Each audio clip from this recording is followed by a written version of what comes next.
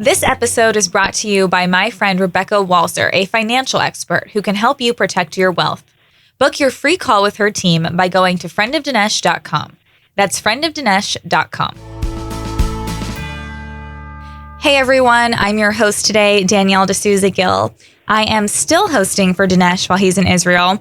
He is having a great time, but he is almost back. So before you know it, he will be back to the podcast and you will have him back. But we have so many interesting things to talk about today. If you like the content that I'm putting out, make sure to find me on social media. I'm at Danielle D'Souza Gill on all the platforms, on Facebook, Instagram, Rumble, YouTube. But on Truth Social, I'm simply at Danielle. And on Twitter, I'm at Danielle D'Souza G, because they don't allow more characters. So make sure to find me on there. And today we're going to be talking to some really interesting people. We're going to talk to Kaya Jones, a former singer in the Pussycat Dolls. We're also going to talk to Julie Kelly, an author who has written about January 6th. This is the Dinesh D'Souza podcast.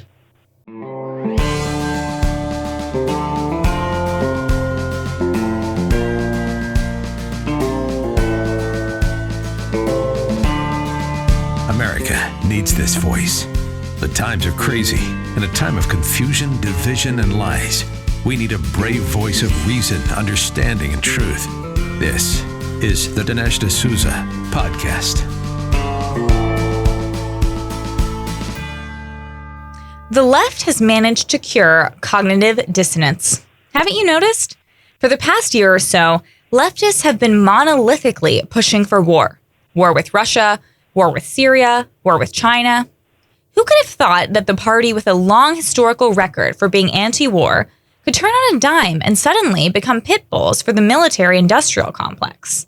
Think back on that long history. You have the anti-war demonstrations of the 60s and the repeated chants of no blood for oil during the Bush presidencies. And speaking of no blood for oil, you have to admire how the left has gone from occupying Wall Street to being sycophants for Wall Street. Leftists used to accuse companies of working for the man, but these days, it no longer matters how big and powerful these multinational corporations have become. In fact, the more ruthless and exploitative these corporations are, the more lefty fanboys seek for their approval. As long as these big corporations post a black square or indicate they're for social justice, they're good in the eyes of the left. Even though many of these companies use labor from overseas, don't compensate their workers in the way leftists say people should be compensated, and many of them receive tax breaks through loopholes because they're friends with rich and powerful Democrats. Look at the Foxconn plant in China, where the current spate of anti-lockdown protests started. Foxconn provides chips for Apple, and Apple helps Beijing crush its detractors by disabling apps. And these same bleeding heart leftists love Apple and its products. The latest iPhone is almost a necessity for every blue-haired protester in America. That Apple is a literal oppressor never enters into the equation. Not a single leftist experiences a microsecond of cognitive dissonance over these extreme and abrupt changes in attitude. What's their secret? Very likely, it's being utterly devoid of principle or a cohesive worldview guided by traditional norms of what's morally right and wrong. Many followers of leftism can't explain the cognitive dissonance, so they just ignore it. Standard leftist stuff. You would think the Democrat politicians know what they're doing. Well, not all of them. Joe Biden comes across like he has one of those old-timey video game cartridge slots in place where his brain should be. When his handlers need a new narrative to advance their agenda, they just swap out the programming. That's exactly how the same people went from no war for oil to obey Big Pharma.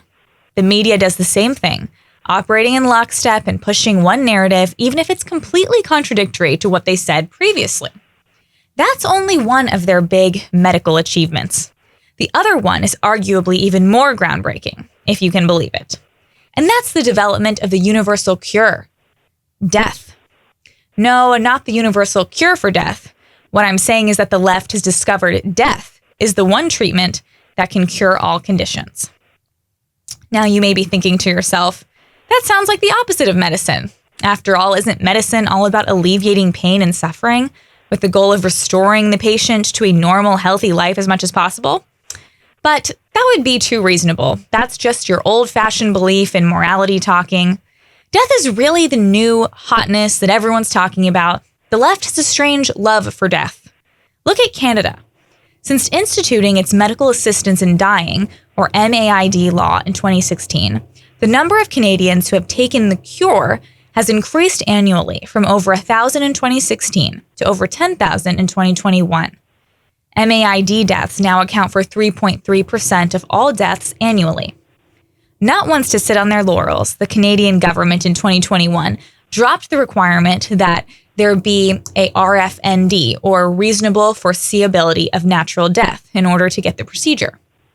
That is no longer needed.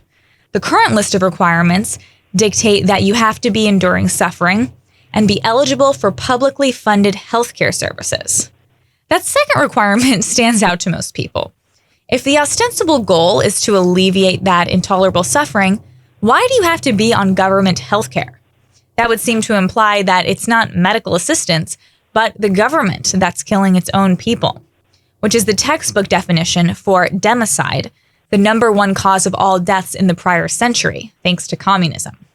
So popular and effective is the universal cure that starting March 17th next year, Canadian patients will be able to use it to alleviate their psychological issues.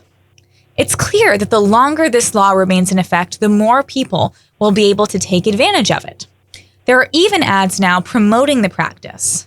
Recently, a fashion chain ran an ad on Canadian TV featuring a woman who the government put out of her misery the day before the ad aired. And no, it wasn't Balenciaga that made that ad.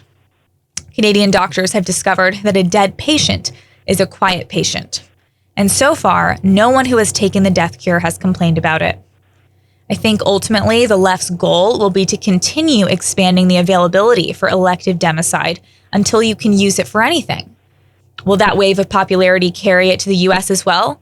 After all, it's hard to think of a problem it can't solve. Take pregnancy, for example.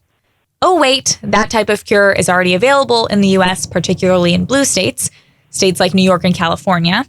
You could say that the Canadian cure has been here for a while, but only applies to babies in the womb. But just think about the peace of mind you'll have when you can walk into a doctor's office with a cold, for example, and instead of being prescribed an expensive regimen of therapeutics and antibiotics, you can opt for the single-use, cure-all death. Likely will be used often if there are psychological issues involved, as they said. Who doesn't want to see a doctor who has no qualms about taking the lives of his patients? This advancement wouldn't be possible were it not for the aforementioned cure for cognitive dissonance and its ability to wash away even the remotest doubts about unintended consequences. What could possibly go wrong? Hello, I'm Mike Lindell, and I'm excited to bring you my biggest bedding sale ever just in time for Christmas. Get my Giza Dream bed sheets for as low as $29.98. A set of pillowcases, only $9.98. Rejuvenate your bed with a MyPillow mattress topper for as low as $99.99. We also have blankets in a variety of sizes, colors, and styles. We even have blankets for your pets. Get duvets, quilts, down comforters, body pillows, bolster pillows, and so much more, all at the biggest discounts ever. I know my bedding products are perfect for you, and I'm extending my money-back guarantee for Christmas until March 1st, 2023, making them the perfect gifts for your friends, your family, and everyone you know.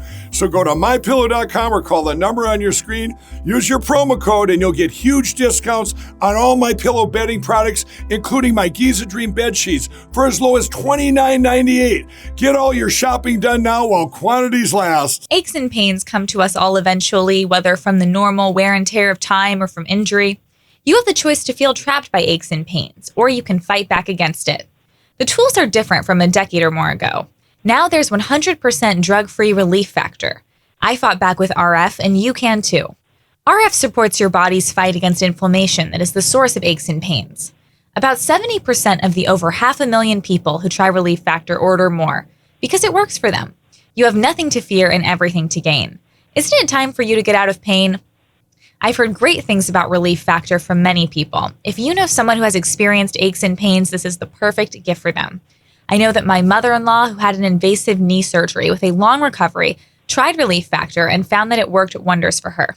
You should give it a try too. Your first step to becoming pain-free just might be to order the 3-week quick start for the discounted price of only $19.95. Go to relieffactor.com or call 833-690-7246 to find out more about this offer. That's relieffactor.com or call 833-690-7246. Feel the difference. I'm delighted to welcome our guest today, Kaya Jones. Kaya is known for being a singer and artist. She rose to fame in the Pussycat Dolls, but she has since become a Christian music artist. She's known for dedicating her songs to Jesus. So Kaya, thanks for joining me. Thank you for having me, Danielle. I'm super excited to be with you. Oh my gosh. Well, it's always so much fun. We had such a great time being on Women for Trump together, traveling and getting to speak to so many people around the country. How have you kind of been doing ever since 2016 and 2020?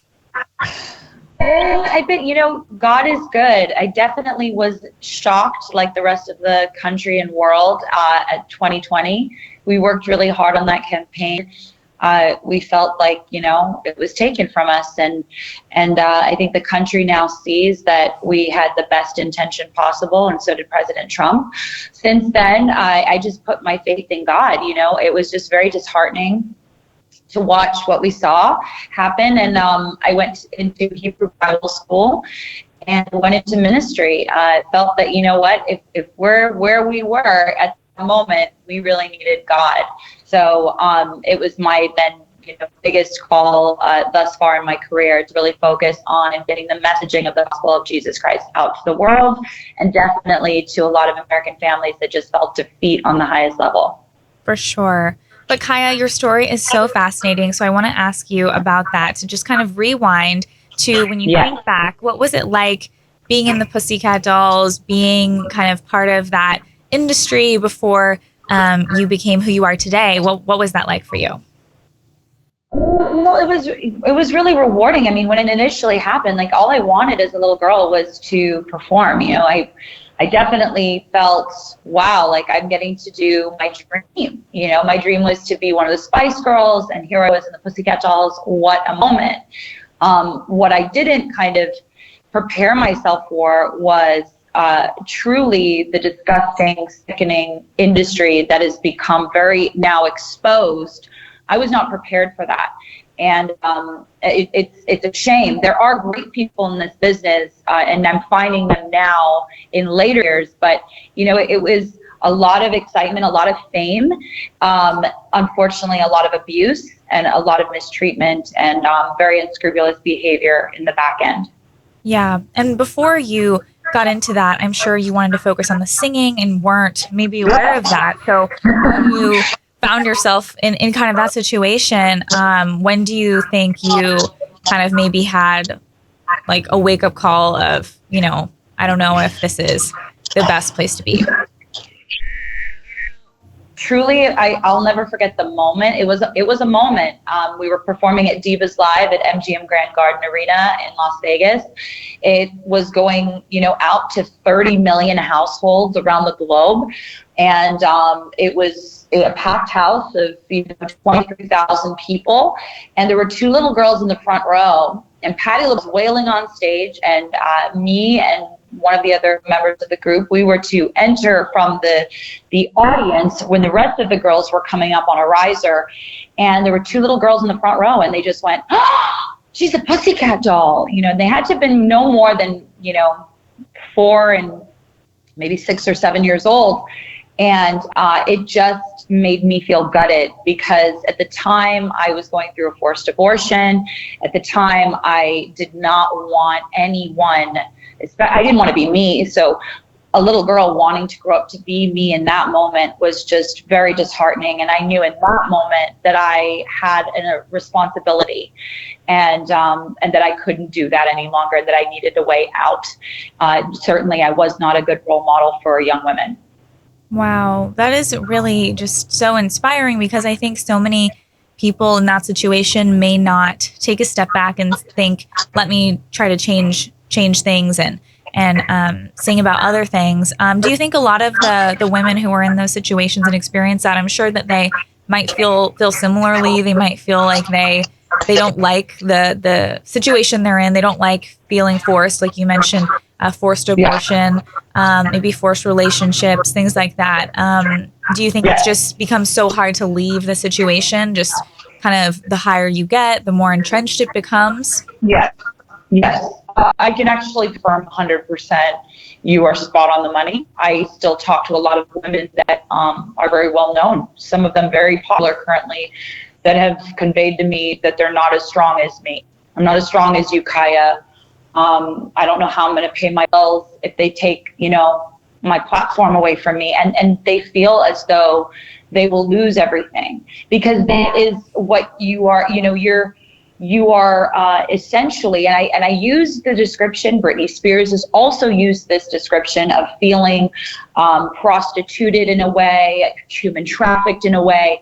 You are owned by an institution, and they hold over your head your dream, and you have a family to feed, because most of us don't come from, a lot of money or the opportunities to go into other areas. We have a gift and we're doing the best we can with it. And it's very scary to think, well, I can't, pay my bills, or I won't be able to take care of my mom or my dad, or more importantly, the fact that you have fans and you feel like you'd be letting them down.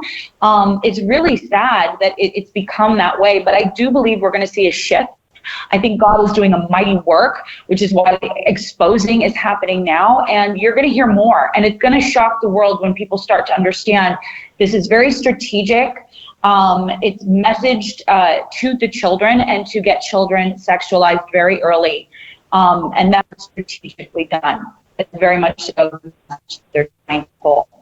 Right. And it seems like that sexualization has been happening for so long, but it continues to just keep getting worse. And now with TikTok and so many other things that are even targeted to younger kids to pull them in, whether it's video games or whatever, things like that. I think it's hard for them to escape it. I guess if they have internet and a phone, it's basically impossible to escape. And so what do you think is kind of going to be underway for us? And what would you advise to Christian parents? Would you say to, not kind of give them access to those things when they're kids? I mean, what do you think would be best?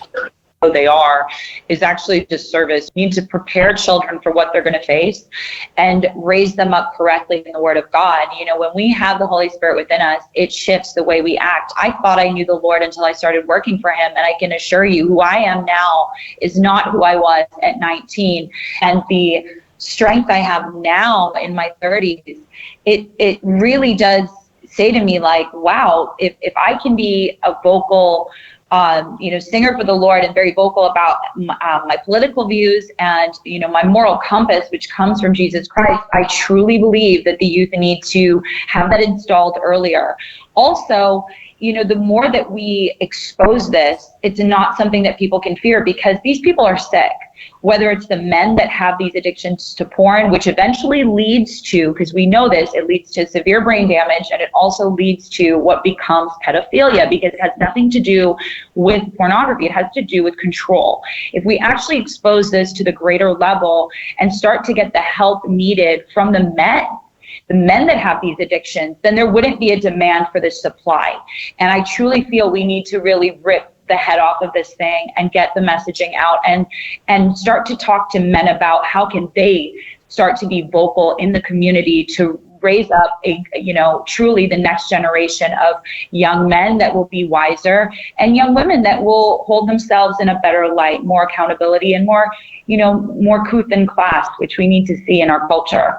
Yeah. And I think it's also just, it's so crazy to think that the left is so triggered by so many other things that are really meaningless. But when you think about it, it's like, this is so harmful to people's minds, as you said. It's so harmful to their inner life, their soul, their relationship with God, their family, their maybe marriages, and so on.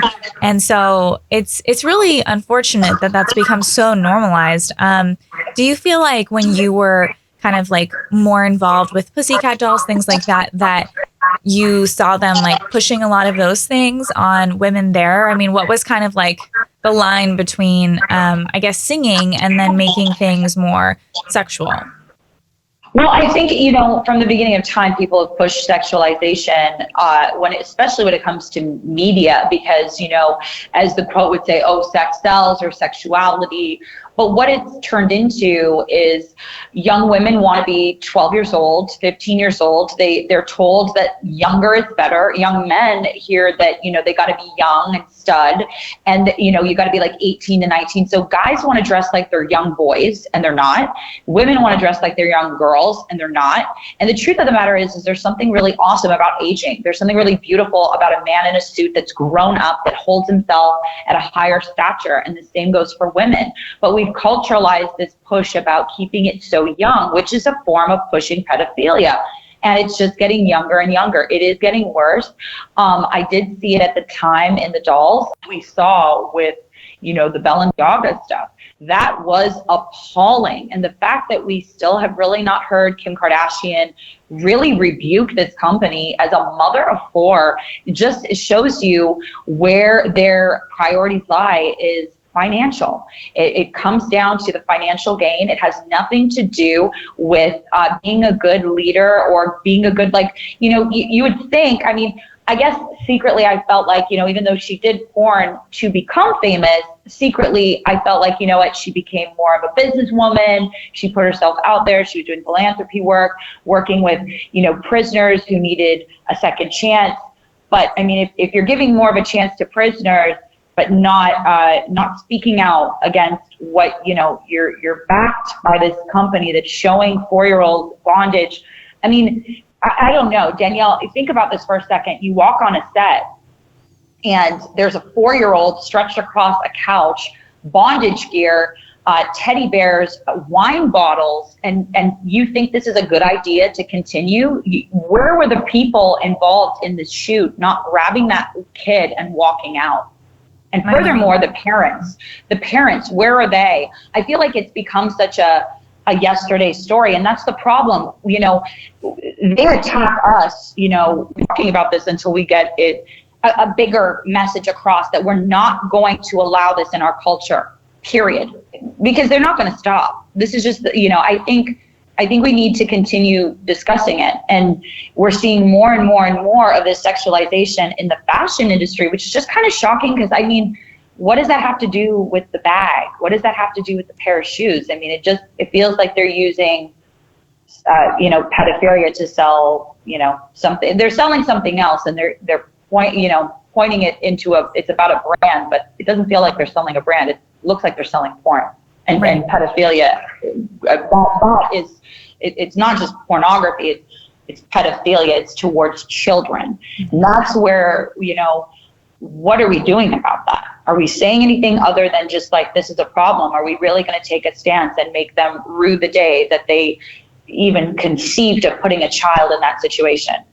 For sure. And even just the name Balenciaga, it's like, I've seen so many things about the roots of that, and it's, ball and evil and so on. And I know you mentioned Kim Kardashian, who rose to fame from her, porn video. And it's so sad because I think that could be even why she revived that story in her recent season to make it relevant again. I don't know. It seems like it's something she pretends she doesn't want to talk about, but then she continues to keep on putting it out there. And I think that they're bringing it into the news, but you know what? I think the problem is culturally, there's not a lot of other really great figures to look up to. So the culture looks kind of down, if you will, at, this, family that's kind of all over the place. But truly just stop watching it. Stop buying those products. Stop watching it. Stop supporting it. Money is speech. And the moment that to really stand by what we believe in, and that's conservatives as well, because I see a lot of conservative young pages that think it's funny and cool to post some of these individuals, but truth of the matter is that if we don't kind of bundle together and really stand for our values as a community of believers, I don't think we're going to win this culture war, because it is a culture war, and the culture is pushing the narrative of pedophilia. And that's it. There should never be even a thought that that's kind of okay to do. It should be immediately shut down. And if it was, Mike supporting the president, they would be on top of, My Pillow, having a problem with My Pillow. Meanwhile, they're pushing pedophilia. And again, we're not really driving home the message. It's just a story. It airs for about a week, and then it gets burnt out because they have really good publicists that talk about other things, and they hope that the story will blow over and you'll forget about it. But that's where we have to really say, I'm not going to forget about it, and I'm not going to support your brand, and that's where I'm done with it. Don't buy the magazines, don't watch the shows, hit them where it hurts. They'll lose the shows because it's ratings. And that's for sure. The bottom line is don't let it go further. And even if you're, a Democratic parent or a libertarian and you're kind of like, oh, I don't really know. Listen, don't do it. It's not worth it. You have a responsibility to be a great parent. Show your kids the right thing. Do not support people that take money from pedophiles. And that's how I look at them now. I look at them completely differently than before. Not saying that her launch into success didn't come from one narrative. I'm just saying that I believe she became a businesswoman and she changed the narrative, but it seems that she's going right back to where she started. So yeah, and there are so many articles out there showing kind of her, like, I don't want to say exploiting, but treating her daughters in ways that are basically using them for brand deals and her image and all those things. When her daughter North, like, multiple times says she doesn't want photos taken, things like that. She continues to put her out in front of people because that's her business. But yeah, I think we can't support them. We can't support Balenciaga. Can't support their shows. No, and I told people a long time ago about what I endured in the Pussycat Dolls. Robin Antin, who invented the Pussycat Dolls, who owned us, if you will, is best friends with Kim Kardashian. So I'm aware of who these people are. I think the world is just getting a good taste of really some of, the backstory. Kanye West talking about some of the stuff he talked about. I felt he was trying to pull focus media-wise, trying to flip the script so that you didn't talk about the Balenciaga stuff. But the root of it is, we should be praying for all these people, definitely not demonizing anyone, but I'm not going to continue to have a discussion with people who want to sit and, do business with people who are into pedophilia, and she needs to condemn it. I mean, that's it. Condemn it, and we then will see that, you're not standing up for that kind of stuff, and you can continue to do your shows, and maybe we'll watch you, but I have no desire to ever watch a Kardashian episode ever again. I definitely didn't really watch them before, but now it's just put a bitter taste in my mouth where I don't want anything to do with any of those fashion brands, especially the company that owns them.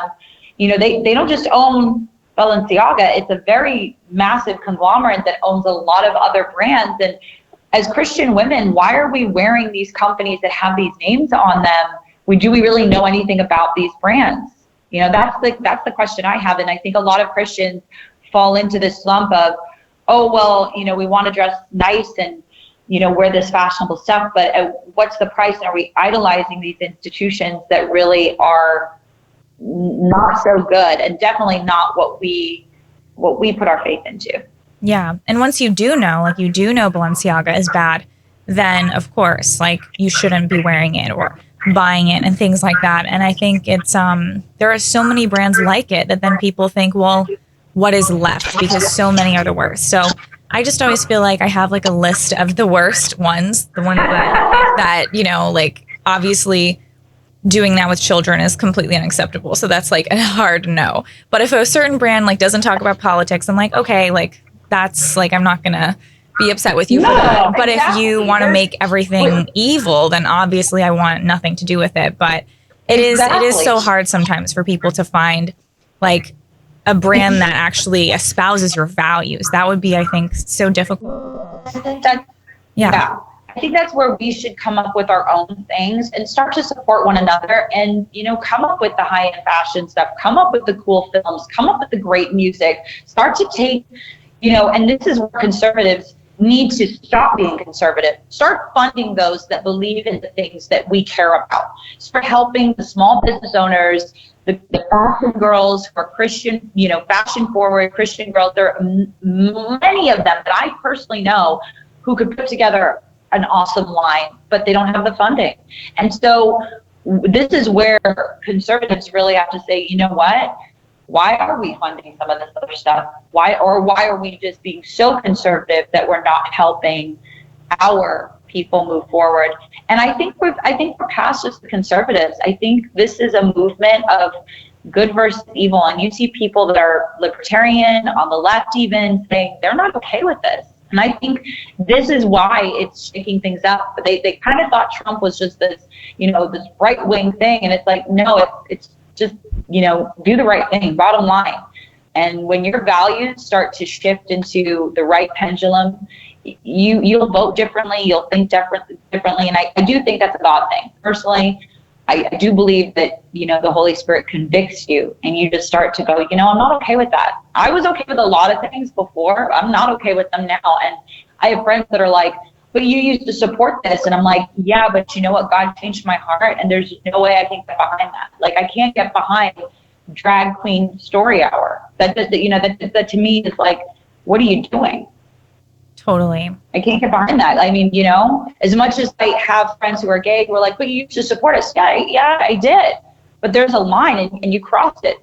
Sorry, guys, you crossed it. And I'm not going to change the Bible standards to fit your narrative, because that's the problem. We're bending God's word to fit the world, and it's meant to transform the world. So we just got to put a hard no, and that's it. Definitely. Well, Kaya, thank you so much for your thoughts today. I really appreciate it. And I talk to you again soon.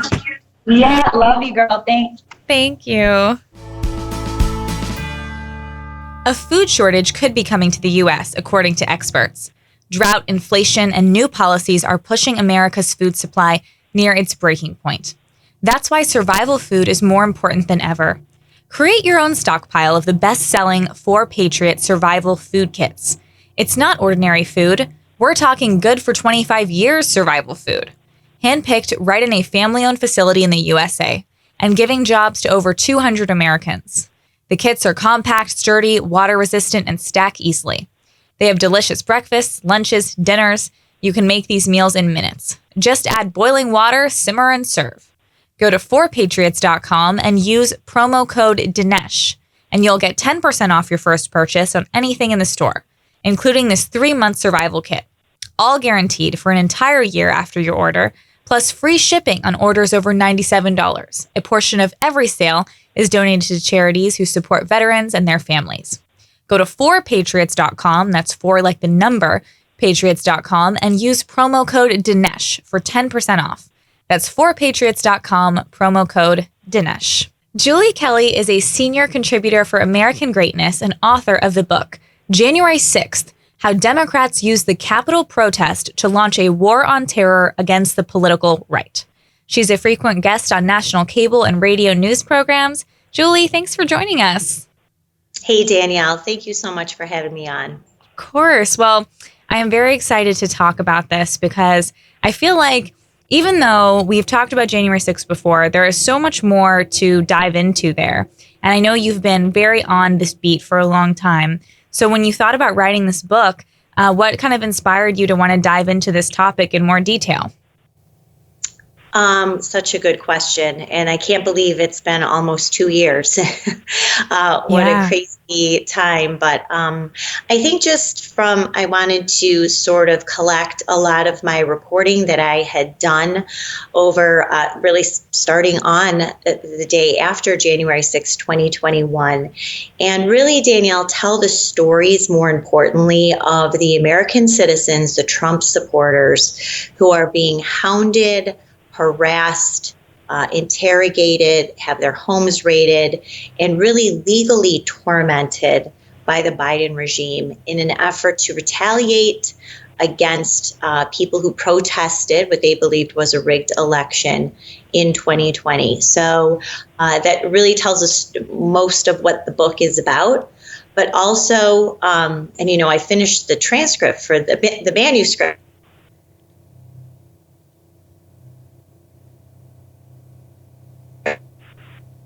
Here we are a year after I completed the book, still unanswered. And I think since that point, Danielle, a lot of new questions have been raised, especially about the lack of security that day and federal involvement in the events of January 6th.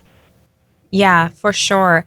And not to give away the secrets inside, but what is kind of your take or your findings on the federal involvement in January 6th? Because I think there was federal involvement, but to what degree was that? And is there a certain kind of angle that you take on that?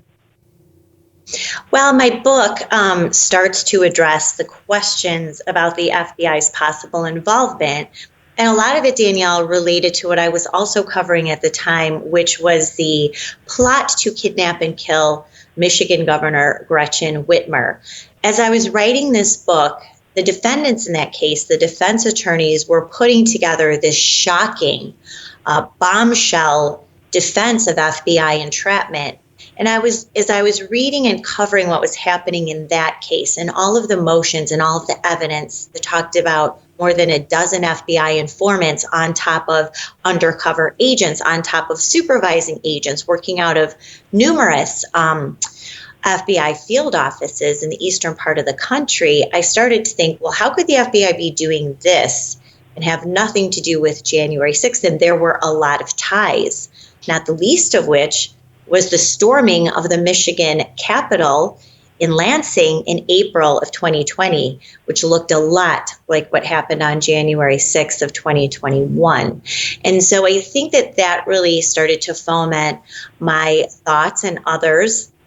There was a much bigger federal involvement and much bigger federal presence than we were being led on to. And now, of course, as the trials are getting underway, Danielle, we see confirmation in just the past month, confirmation of several FBI informants embedded in the Oath Keepers, one of the alleged militia groups involved in January 6th. Those informants were embedded in that group months before January 6th. Now we have evidence of at least 8 FBI informants in the Proud Boys, the other militia group, really tied to January 6th, at least 8 FBI informants also embedded months before January 6th. So the question, there's really 2 questions, Danielle. The FBI had all these informants in these groups months before January 6th. Why didn't they alert law enforcement? Why didn't they try to stop it? I mean, isn't that the purpose of infiltrating a group if that's the national security goal? Right, because informants and their handling agents have very close contact. So if you had at least, more than a dozen in these 2 groups, including one who was the number 2 of the Oath Keepers, the vice president, if he was not telling his handling agents, or you had all of them not saying anything, then how can they be blamed for what happened on January 6th? Why didn't they share that? Or, Danielle, is it what I suspect, is that the FBI assets were embedded. They were there to sort of instigate any heated rhetoric on encrypted chats or on social media or in videos that would be used as evidence, which it was, and sort of instigate a lot of what happened before January 6th and on that day. So we didn't see a lot of that come out in the Oath Keepers trial. The defense attorneys were a little bit more hesitant, I would say, but I think in the next trial of the Proud Boys, which starts in a few weeks, I think you're going to see a lot more aggressive attempts to expose the FBI's, what the FBI did, especially in this group, the Proud Boys, before and on January 6th. Yeah, and why do you think there will be that difference between the Oath Keepers trial and the Proud Boys trial? Why do you think the Proud Boys one might expose the FBI more? I just think it's a difference in approach. Look, the Proud Boys, I think, are more publicly well known. And so I think that they just happen to have some more aggressive attorneys. I think the attorneys who represented the Oath Keepers did a good job. But I think that they thought that the case against their defendants was already so weak that they really didn't have to go for the jugular. The difference, too, of course, I can't say difference. They both have terrible judges who are acting as nothing more than a rubber stamp for the government. But in the Oath Keepers case, you had Amit Mehta, who was an Obama-appointed judge, who really stopped the defense at every step of the way in trying to get information to the jury. that would prove that their clients were innocent. And so they were up against a big barrier there. I think the attorneys in the Proud Boys are up against a very similar judge, even though he was appointed by Donald Trump. He's been no less compliant to the government. But I do think the defense attorneys are pushing back a little bit harder because the government held this information about FBI informants from the defense for over a year. So they are not very happy about that.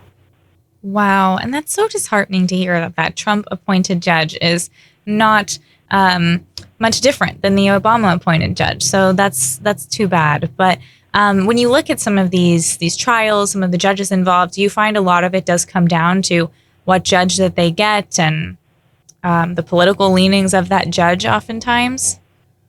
I wish that there was a difference between judges who were appointed by Donald Trump, who said that they had loyalty to the Constitution and that they would protect the Constitution, because they have not. Danielle, the Trump-appointed judges are as disgraceful as the Obama-appointed judge, not just Judge Tim Kelly, who's the judge in the Proud Boys case, but also Dabney Friedrich, Trevor McFadden. They have all held defendants, denied them bail, even though they committed no violent crime, have no criminal record, or even if they are accused of, say, attacking police officers, completely eliminating the presumption of innocence. Because look, all these judges live and work in Washington, D.C. It's a very tight-knit group. Their kids go to schools together. They belong to the same clubs. And especially disheartening for the Trump judges is that a lot of them, Tim Kelly, Trevor McFadden, and were moved basically right from the D.C. U.S. Attorney's Office to the federal bench. Well, that's the exact same office that's prosecuting all the January 6th defendants. When they call it the swamp, Donald Trump called it the swamp. It's actually far worse than that. It's more of a sewer. And when these people, whether they get appointed by a Republican or not, they are going along with DOJ. They believe that this was an insurrection, and they are going to help the government prove this to the public and punish these people for daring to enter their personal and professional fiefdom of Washington, D.C. Wow. And, D.C., it is such a swamp, and it's so sad that they're being tried there because it's really not a jury of their peers. It's not fair because a lot of the people there are very different than the people on trial. And when you kind of were diving into some of their stories in the book, did you notice that it was just such a big contrast between the people who are being tried and the kind of people in D.C.? Well, Danielle, when my book was finished, there had not been a single trial yet. There had been a lot of hearings for pretrial detention. There had been some plea deals. So I'd seen and heard what these judges were already doing, denying bail to nonviolent offenders, berating them in sentencing hearings for plea arrangements. But the first trial didn't start until March of this year. And keep in mind that every single judge has denied every single change of venue motion, even though you're talking about jurors from the city that voted 93% for Joe Biden. Almost everyone who lives in Washington is tied to the federal government. They are, fixated, obsessed by the topic of January 6th. I don't think anyone really in the country is watching the January 6th committee hearings except the people who live there. But these judges insisted that through the jury selection process, they could find a fair jury. Now, until the Oath Keepers trial, where there were some mixed verdicts, I think DOJ, out of maybe, I believe, over a dozen jury trials with numerous counts, was undefeated. I think that there was one acquittal on an obstruction count. Other than that, these jurors have come back in record time, all guilty verdicts on every single count. There were some acquittals in the Oath Keepers case, but 2 convictions of seditious conspiracy. Danielle, no American citizen has ever been convicted of seditious conspiracy, but a DC jury found 2 of these men guilty. It's just, it's a legal and judicial circle of hell for these people that they cannot escape. Wow. And when you were kind of, rewinding to when this was all happening and you were thinking about covering this more, what were you thinking at the time and what kind of inspired you to want to begin writing about this topic, even as a reporter and with articles? That's a good question. So I didn't really see the events of January 6th like a lot of people did. I wasn't horrified. I wasn't alarmed. I thought it looked very out of place. I also thought, well, of course you're going to have people who are very upset. They've been locked down since the spring of 2020. They went through riots where then suddenly they were told it was okay to violate social distancing as their cities and neighborhoods were being burned down with no culpability, with no accountability. And so, of course, people were angry after 2020 and then the rigged election, the outcome, and no recourse for any relief, whether it was in the court system or in state legislatures or anywhere else. You had a lot of unhappy, angry Americans. So I thought, well, this is sort of what's going to happen when your government takes on this tyrannical approach. But really afterwards, I started seeing what Biden's DOJ was doing. And that was going to DC judges asking for incarceration, pretrial detention, which means denying bail. For even the first article I wrote was Couy Griffin, who was a commissioner in New Mexico. He never even went inside the building. He was charged with 2 or 3 misdemeanors, but DOJ went to a judge and asked for him to stay in jail denied bail, which is exactly what happened to him. Until I think 20 some odd days later, he was released. And so that really sparked my interest.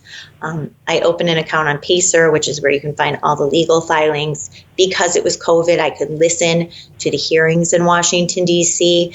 And just every day was a new shock to me that this was happening in America. And so I think that's really what prompted my telling the stories or covering the stories of what was happening to J6ers really initiated my work on January 6th, but then also trying to uncover exactly what happened and all these unanswered questions that we still don't have answers to. For sure. And what have you noticed to be the pulse as far as more of the Republican politicians? How have they been responding to January 6th as of late? Because I know at the time many of got freaked out and they denounced it and they really want to distance themselves from it. And I think since many people have realized what's been happening to the prisoners and also the unfair treatment and the nonviolent involvements. So has there been any shift amongst the Republican kind of elected people? Do they feel more sympathy for the January 6thers, or are you finding they kind of still aren't really having much sympathy? I think almost all of them want to totally avoid the subject. When I started covering this in 2021, I couldn't get really any Republicans to talk to me about this. And then there were a handful, Marjorie Taylor Greene, Paul Gosar, Louis Gohmert, Andy Biggs, a handful who reached out to me and were very alarmed at the holding of political prisoners in this DC jail. I call the DC gulag. But you could see a lot of this shifting, Danielle. Now it's not just about the political prisoners, the unfair, egregious treatment of January 6 defendants by the Department of Justice. Now people have real questions. They are starting to smell a rat. They want to know why the 14,000 hours of surveillance video almost 2 years later is under very strict protective orders asked for by Capitol Police and DOJ. They want to know why the pipe bomber hasn't been located. This set off the first wave of panic that day, prompted the first evacuations of nearby House office buildings. Yet they've used every surveillance tool, investigative tool in the book, some they're not even allowed to track down Capitol trespassers, but no pipe bomber, which is especially odd because Kamala Harris was in the DNC headquarters when this alleged explosive was found. They have completely lost interest in that. We don't even have an update from the FBI. The January 6th committee has completely ignored it. And I do think people are extremely suspicious as we hear bombshell by bombshell about what this FBI is capable and willing to do to interfere in our presidential elections, to go after Donald Trump, to sabotage the entire MAGA movement. And, just the revelations this week about FBI's in cahoots with big tech to silence and censor the Hunter Biden laptop coverage. I think people now are really starting to think if the FBI will do all of that to protect Democrats and go after Republicans, then why wouldn't they be majorly involved in orchestrating and executing January 6th? Yeah, they're so political. It's so crazy to think, because even just before Trump, I'm not sure how many people knew about the FBI being like this. I mean, when we think back to the Obama days, I don't know if people knew that the FBI was so political, but I think so many people said Trump would expose a lot of this, and we had no idea just how much he would expose or would be exposed through kind of the entire movement, the MAGA movement that you mentioned. But when you think about them infiltrating into some of these January 6th groups, things like that, and maybe even instigating some of it, egging people on, things like that, do they have any kind of punishment for doing that, or are they kind of just allowed to push things as far as they want because they have protection? They have. I mean, I think the fact that no one was held criminally responsible for the biggest legitimate conspiracy, and that was the Russiagate hoax, the Crossfire Hurricane investigation launched by Obama's FBI in 2016, that no one was ever held criminally responsible for that, just put this all on steroids. So the FBI and DOJ and the media saw nobody would be held responsible. People who were involved went off and got great lucrative book deals, and they got gigs on MSNBC and CNN, and guys like Andy McCabe, who was basically found to have lied to his own FBI investigators under oath. He got his pension back and all of his benefits as soon as Biden took the presidency. So there is no holding anyone accountable. And the problem there is then it just emboldens them. And that's what brought us the Whitmer Fednapping hoax. And that's what brought us January 6th. Now, Republicans, I think now versus 2017, when you really had one guy, Devin Nunes, who was uncovering all of this and actually aggressive and understood early on what had happened with Russiagate. And he was thwarted by his own political party, including his own political leaders, right? I think it's a different environment right now.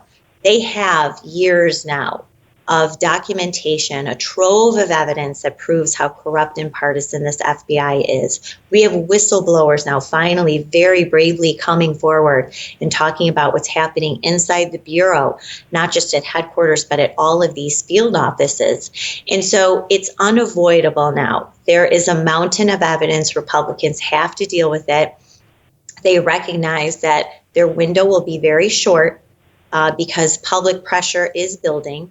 Evidence is there, and they also have the power of the purse. They need to start cutting funding to, say, the U.S. Attorney's Office for the District of Columbia, he is a Democrat prosecutor. He is doing nothing but spending all of our money and all of his time, and I think over 100 federal prosecutors, to chase down Trump supporters. That funding should be eliminated. Also drastically cutting the FBI. People have suggested like a church commission sort of thing for more reforms. I don't think the Bureau is salvageable, but the American people need to hear what's happening to people at the hands of this FBI and hear directly from these officials who need to explain themselves for what they've done. Well, Julie, it's been so fascinating talking to you. The book is called January 6th, How Democrats Used the Capitol Protest to Launch a War on Terror Against the Political Right. Good luck with the book tour, and I appreciate it. Thanks, Danielle. Thanks for having me on. Thank you. There's no question America is in decline. Crime and inflation are skyrocketing. It seems daunting, but don't lose hope. If you're a senior, you remember better than anyone how strong America can be when we work together. That's why I urge you to join forces with AMAC, the Association of Mature American Citizens. Becoming a member of AMAC is easy, and it only costs $16 per year. Go to amac.us/Dinesh to sign up today. Debbie and Dinesh are proud members of AMAC. You should be too. Go to amac.us/Dinesh now. Will the absence of a red wave during the midterms lead to a more emboldened Biden? More pork barrel spending, higher taxes, a deepening of inflation?